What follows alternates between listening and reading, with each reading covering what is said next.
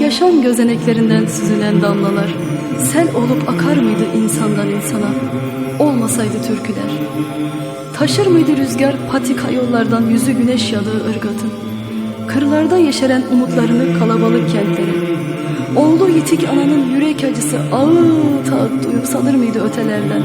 Bilenir miydi yok sayılmaya inat yoksul varoşların öfkesi? Ve emekçilerin ölüm sessizliğini yırtan sesi yankılanır mıydı yeryüzünde, olmasaydı türküler? Horon horon, halay halay, zeybek zeybek, güverir miydi coşku hüzünle yan yana? Bir çobanın yalnızlığını örter miydi toprağın sığ kuytulukları? Gecenin zifiri karanlığına karışır mıydı ıslık ıslık bir gencin sevda yüklü özlemi? Ve Pir Sultan'ın isyan dolu haykırışları savrulur muydu zamana? Kırların ve kentlerin göğü çınlar mıydı bu kadar, olmasaydı türküler?